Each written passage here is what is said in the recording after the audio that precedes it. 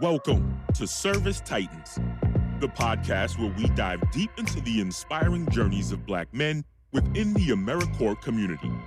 From serving in classrooms to rebuilding neighborhoods, these are the stories of passion, purpose, and resilience. Join us as we amplify the voices of members of the AmeriCorps community and share their triumphs, challenges, and the impact they've made in their communities.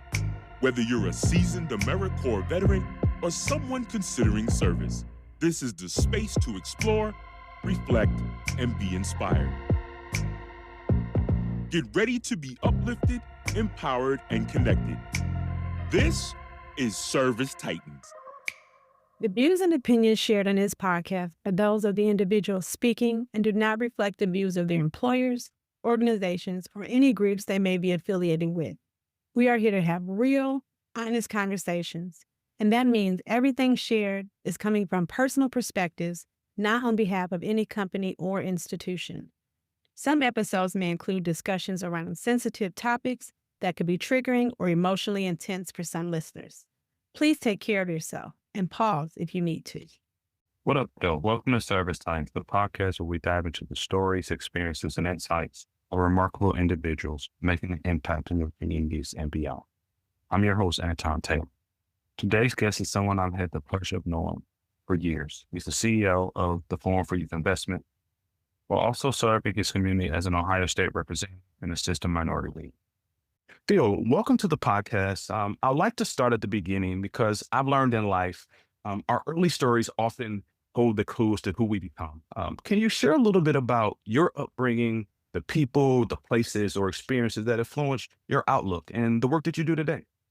Yeah, thank you, Anton, for having me. Appreciate it. Congratulations on the Service Titans podcast. For me, the biggest influence in my life is how much service has played into it. Both of my sides of my family are actually from the South. My mom's from Alabama. My dad's side of the family is from Tennessee. And so like a lot of African Americans, they migrated from the South up to the North, and they came up to the Midwest. And the idea was you come there for opportunities, but they stay for the community. And so what I learned very early on is the importance of both making sure you're giving back to your community, but also importance of family. And so my parents both, and I owe a lot to them, what they did for my sister and I. They actually broke the cycle of generational poverty in our family. And so everything from little things from, my dad being a stay-at-home dad for a little bit. So my mom she is an accountant, but so that she could continue her work. This is back in the 1980s. I'm lifting up a little bit. But back when, if you were a woman, and no matter how successful you were in that space, if you had a child that wasn't guaranteed to A, you had time off, and B, your job was there when you got back. And so seeing a strong Black man take that step back in his career and make sure that his two kids have what they need every single day is profound and made a big impact and influence on me for sure. And then watching my parents start their own small business. Even when they started a small business, they started a small business in the inner city of Cleveland. And so it was a chance to get back to the community that they were in. And even when we were doing all that, I want to say every week, my dad was tutoring someone how to read. And then we were doing other community service things. So it's kind of in my blood, the giving back. And both my parents always talk a lot about paying it forward. And so that's really been the genesis of my career and where I am today. Oh, thanks for sharing. And I share that commonality, our family migrating to the Detroit area and more for opportunity and understanding what that means. And so thankful and grateful for sacrifices folks made. So thanks for sharing that. And I think feel like a consistent sort of thread there as you're talking about just that circus and service and the sacrifice for something greater than yourself. We'd love to talk a little bit about just your connection to AmeriCorps. Can you talk about how you discovered AmeriCorps and when that journey began for you, being a part of the AmeriCorps community? That's a great question. And so I'm from Cleveland, Ohio, went to Washington, D.C. for college, George Washington University. And I was on my junior year. I was on my way to earning my finance degree, and 9/11 happened. I still remember to this day two things. The first is, and this is probably pre-cell phone to a certain extent, or I guess this age pre-cell phone. Cell phones were there, but not as prevalent as today. My mom somehow found out where I was on campus in the building. No one would call me. So never doubt the power of your parents or your mom being able to find you. And then the second piece is I remember everyone kind of, we call it Cogan Plaza, but in this the kind of quad area in the university, just everyone circled around a truck listening to the news as 9/11 hit. And so I graduated college a year later, and I thought, okay, I could go to Wall Street, but I want to find a way to be able to give back. And so I ended up working for Senator Dianne Feinstein on Capitol Hill. And that was the first time I saw service. And some of the work they did in California, at that time, I didn't realize it was AmeriCorps that she was championing, kind of tie into what I mean by that. But I thought, oh, these are really smart, talented young people. They're making a difference. Fast forward my career, my wife and I, we got married. We moved back to Cleveland, Ohio. And I was on the track to become the VP at the local regional company. And I saw a note that said, if you want to change the world, join us for training. I didn't know what that meant, so I went and did it. And they said, okay, here's your chance to be able to tutor. And so I went there, I got trained, and I went to Warrensville Middle School. And the idea was you go there every Wednesday and you tutor for about maybe 30 minutes or so, or an hour, depending on the time for the student. So I met my student, Antoine Collins. He was a 7th grade student, maybe 4th, 5th grade reading level. And he was basically doing odd jobs around the community to help his mom help pay the bills. So we're sitting there, I pull out the Cinderella book and a binder, and I'm like, okay, let's read. And this brother's looking at me like, we are not doing that. You learn about how to be proximate and actions of people. And so maybe 45 minutes, he's just got his arms like this. He's staring at me. I'm looking at him. We're getting nowhere. And we see a LeBron James magazine on the wall. And we're in a library reading. I said, well, you like LeBron James? He says, yeah, I love LeBron James. So you're a Cavs fan? He said, no, I'm a Celtics fan. And how's that possible in Cleveland? So we're laughing.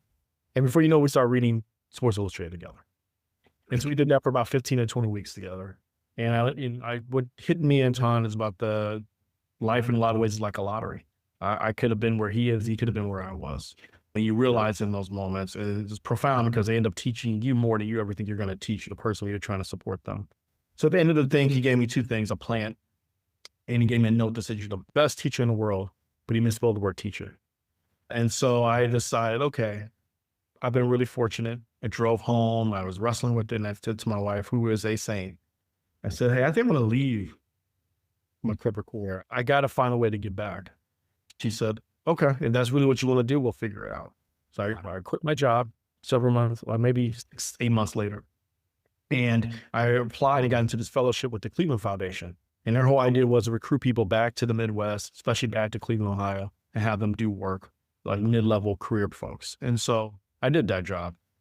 I got through the whole process. It was awesome. I worked for the mayor's office and all these different organizations, the school district, Cleveland Metropolitan School District. At the end, I was meeting with a gentleman named Randy McShepard. And unbeknownst to me, we had gotten to know each other. He worked for RPM, which was a National Fortune 500 company. But his first job was an executive director for Citier in Cleveland. And so we're talking one day, and he said, well, what are you going to do after the fellowship now? This is really cool what you did. I said, well, I guess I'm going to go ahead and go into private equity. I'm going to go back into business. He said, that's cool. I can help you with my Rolodex to help you. He said, or you can find a way to do something of service. So what do you have in mind? He said, well, AmeriCorps really funds Citier, and Citier Cleveland needs an executive director. I said, I don't do nonprofits. Sometimes I'm on board. And he said, just go. So I went. I interviewed Anton, got to the end. And in the final interview, I got to meet some of the AmeriCorps members.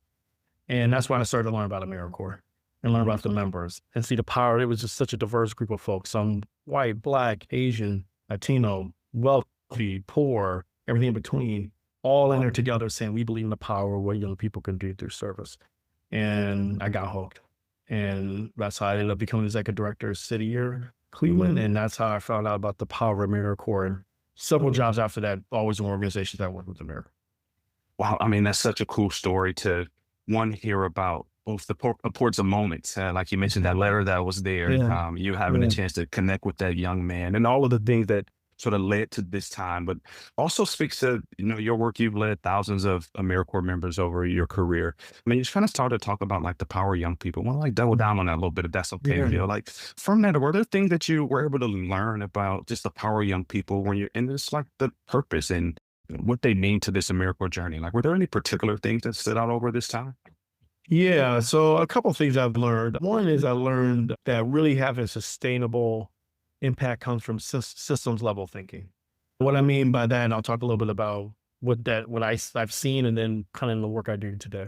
Many times it's not the people, but it's the systems that fail individuals. And so what we see, the different crises that happen across the country, whether it's education or working with youth or literacy, the power of seeing young people particularly connect with other young people. There's nothing like it, both in role modeling, people getting excited about what they see, seeing the potential to what could be me. Like, for example, I'll never forget, we were working with a charter school and I walked into school and at least 2 young Black boys came up to me and really wanted to talk to me. And they asked, are you going to come back again next week?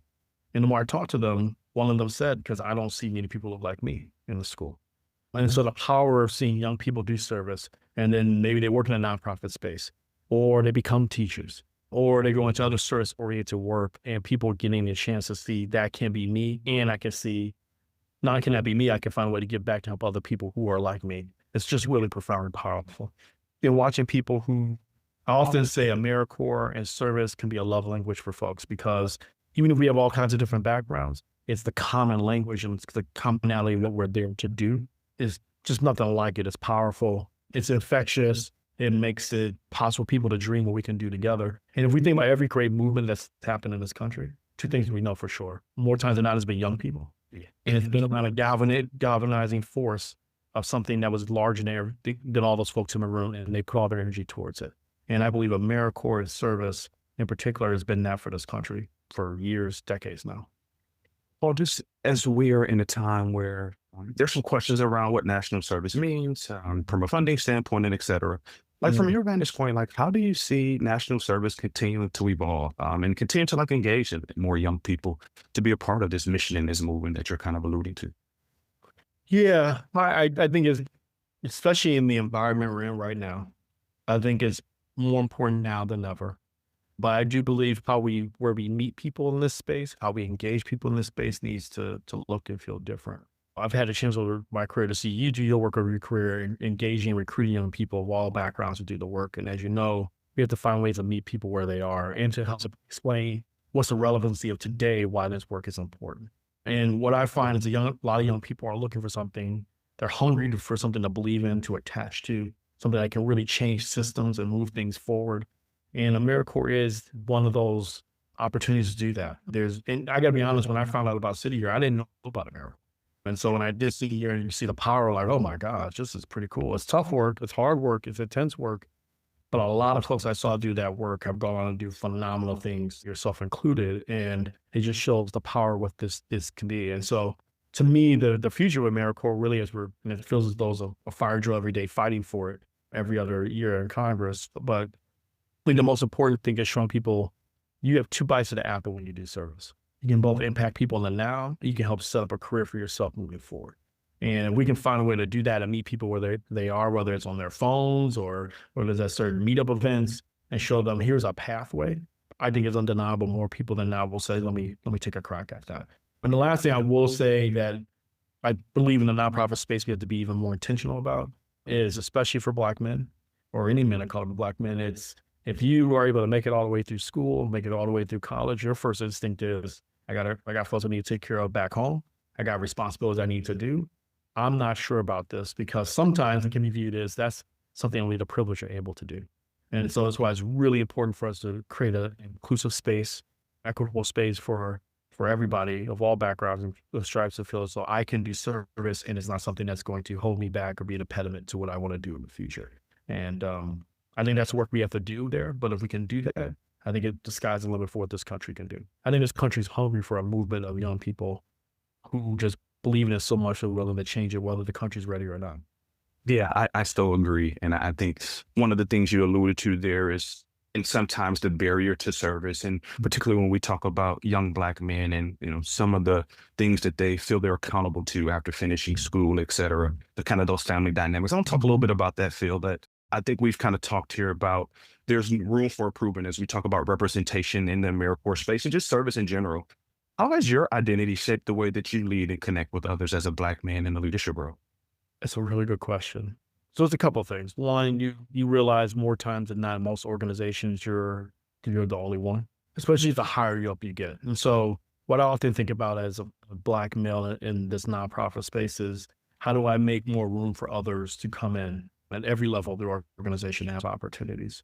Like something that's always in the back of my mind. I'm at the Forum for Youth Investment, and one of the staff members mentioned we have not hired a Black male for a very long time we can remember. When I was at City Year, there wasn't really any Black men on staff at the site level in the Cleveland chapters. Reading Partners, I know we hired more men of color. And so I think it's just really thinking about intentionally, how do I open the door for others to have the opportunity? And then what do we do to help cultivate, coach, and create a plan for each person to succeed once they're in? And so I feel a profound responsibility that I leave it better than I inherited the situation. And when it's all said and done, the legacy work is not what you've done, but what 3 or 4 people after you will do if they have the opportunity to do the same type of work. And so that's really what motivates me every single day to do this work. And the best way to in the nonprofit space is to get folks doing service at a young age and help them grow up through the system. And as you do that, they get opportunities. As they continue to get opportunities, they get to do more and more cool things, get higher up in an organization. And then they turn around, they do the same thing, and they reach back and say, okay, who else can I bring along? And if we're doing that system over and over, it won't change overnight, but it is possible to change it. And the last thing I'll say, it's not lost on me. There are not many people of color who are CEOs of nonprofits. There are not many Black men who are CEOs of nonprofits. Not many Black women are CEOs of nonprofits. So that's not lost on me. And every day I think about everything am I doing? Is it helping both represent the best of what we can provide? And is it helping make opportunities for others? That's awesome. And I think, one of the key things there, I think just to add it, each one teach one. So, as you're kind of learning and developing, it's, kind of your commitment to pay it forward and reach back and help other young people. Phil, as we start to kind of round to concluding the podcast, we have a segment where we think it's important to kind of shine a light on service types in our lives who have made a big impact. And for me, growing up in Detroit, it meant the world for, one of the guys in the neighborhood to say, Anton, you've done a good job, or I see you. So I think it's important to kind of give people their flowers. So Phil, I want to give you a moment to highlight a service type in your life who's made an impact on you, whether that's small or big. I think, again, it's important to give people that space and that gratitude. First would be my parents. I am what I am because of everything they sacrificed. I know what it's like to be in schools that are underperforming. I know what it's like to see my parents scrimp and scrape every day of the week and on the weekends to help us move from the inner city to the suburbs, to give us a chance. I went to private school in high school. And so to see how other American children have access to things that others don't was so mind-blowing and profound. And it sticks with me today and why I believe so much in educational equity and fighting for the work. And so everything that they sacrifice. And what I really appreciate the most is when they challenge me to say, just don't go get a history degree. So I have a minor in history. But they say, you know what? You should think about business. And I thought, well, you're an entrepreneur, so of course you're going to say that. But Anton, one of the best things I did was getting a finance degree and being able to apply it every day in the business practices to the nonprofit work. And so that's really was one. And watching them give back. I mean, just last week, my dad called me and said, hey, I want a turkey in a raffle. You know anybody we can give this to so we can make sure they have Thanksgiving. So it's every day. It's yeah. The second would be my sister. So my mom and dad, for sure, they've been awesome. My sister, who is entertainment, she's a stand-up comedian, Phoebe Robinson. She does great work. She's always doing something for service. Like she runs marathons all the time. A lot of marathons she runs to donate money to people for services to cancer and different things of that nature. When she started her book imprint, she wanted to promote authors of color. So that was her big emphasis of doing that. When I visited her to see her, kind of her production team, and I walked in, it was all people, young people of color working there. And just so you kind of see, a lot of credit goes to Philip Sr. and Octavia Robinson, push that down to Phoebe and to me, and to watch that happen. And even to my kids, what's interesting, I was sitting on the couch, and this was not that long after George Floyd. But I remember when my daughter turned to me and she said, hey, Dad, I just want to tell you 2 things. I said, what's that? She said, I don't really like the current president of the United States. I said, it's okay. You're allowed to have your opinion on that. And she said, Black lives matter and you got to help people. And I stopped. I said, but through putting the thread there. Yeah, which is awesome. And then the last one is that Randy McShepard. I'm going to give him a shout out because he's the one that encouraged me to, instead of going to Wall Street to say, you want to do this thing and to do service. And Randy, if you're out there listening, I probably wouldn't have done it if you hadn't encouraged me to go sit down with the AmeriCorps members, and I wouldn't be on the journey I am on today. Thanks so much for sharing that. And it just, again, speaks to the power of both family and then those moments that you just can't take for granted, never know where it may take you. So before we conclude our conversation, Phil, is there anything you'd like to share with our listeners, perhaps your social media, any projects you're currently working on, or things you think people just may be interested in general? Yeah, I appreciate that. So you probably wonder what this weird office I'm in right now. So two things, my service impacts me. I remember two things I remember. Remember my dad telling me about the stories of his brothers volunteering on the election for Carl Stokes for mayor in Cleveland. For those who don't know, Carl Stokes was the first African-American elected as mayor. It was out of Cleveland. And hearing those stories, and I remember when I had to be, 8 years old, and I'm running outside to play, and I saw my dad watching TV. I ran out, but then I came back. He was watching Jesse Jackson give a speech at a Democratic National Convention. And I was just so caught with it until I just sat down and I watched it. And it's kind of full circle because now I'm in my final term as a state representative, Ohio House Representatives. And his office I'm in is the assistant leader for the Ohio House Democratic Caucus. And just thinking again about the travels you go in and how sometimes you're the only one or you're one of few. And it's never lost to me that a kid from Cleveland, born in their city and where I ended up today. And that kind of ties into the work I do today, which is as the CEO for the Forum for Youth Investment. And we talked at the beginning about systems and how sometimes the systems that let down our children, our youth. It's about really taking the research, applying it to practice, and then applying it to policy to help change the lives of young people. And that's what the Forum does. And we think about how we bring people together, a collaborative spirit to change the systems and structures that are in place and make sure that we can lift up young people to help other young people to then be able to get through the system. And it goes from cradle all the way up into your career. And that's work that I'm really passionate about now. It's the kind of next chapter of the life's work. And I think now more than ever, youth development organizations are looking for entities who can help them, train them, give them the resources, help groom the next generation of leaders. And it's an honor to wake up every day. And whether it's at the State House fighting for laws to help people, or to be working in a space where we're making sure there's continuous improvement, whether it's on training, building infrastructure, or having strong policies for positive youth development. It's just an honor to do this work, and it's just really important. Thanks for sharing that. Phil, I, again, truly want to thank you for taking the time to join the podcast, for sharing your insights, your experiences. Listeners, be sure to connect with Phil on the platforms highlighted. And with that, until next time, keep the conversation flowing, keep service front and center, and continue shining bright in your communities. This is Service Titans. Thank you for listening. Thanks, Anton. Thank you for joining us as we explored the inspiring journeys of Black men in AmeriCorps. Keep the conversation going by connecting with us on social media. Until next time, stay committed, stay courageous, and keep striving to make a difference. This is Service Titans, where every story told is a testament to the power of service. Thank you for listening.